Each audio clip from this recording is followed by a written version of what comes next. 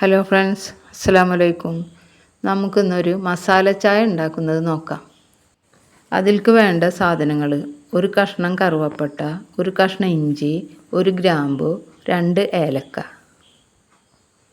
നമ്മൾ 2 കപ്പ് ചായയാണ് ഉണ്ടാക്കാൻ പോണത്. അതിന് 2 കപ്പ് വെള്ളമാണ് ആവശ്യമുള്ളത്. ആ വെള്ളത്തിലേക്ക് ഇഞ്ചിയും കറുകപ്പട്ടയും ഗ്രാമ്പും ഏലക്ക ഇട്ടിട്ട് നന്നായി വെട്ടിത്തിളപ്പിച്ച് അത് 1.5 കപ്പാക്കി മാറ്റണം.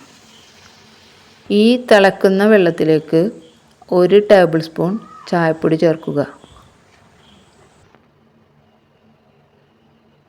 2 കപ്പ് ചായയിലേക്ക് 2 കപ്പ് പാല് ചേർത്ത് നന്നായിട്ട് തിളപ്പിക്കുക. ഒരു 5 മിനിറ്റോളം തിളപ്പിക്കുന്നത് നന്നായിരിക്കും.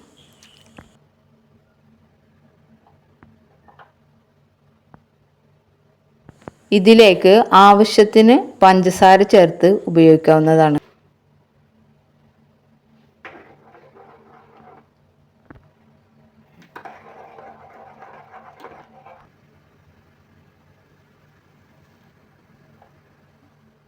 അപ്പോൾ നമ്മുടെ മസാല ടീ റെഡി ആയിട്ടുണ്ട്. ഈ റെസിപ്പി ഇഷ്ടമായെങ്കിൽ നിങ്ങൾ ലൈക്ക് ചെയ്യുക, ഷെയർ ചെയ്യുക, സബ്സ്ക്രൈബ് ചെയ്യുക. Thanks for watching.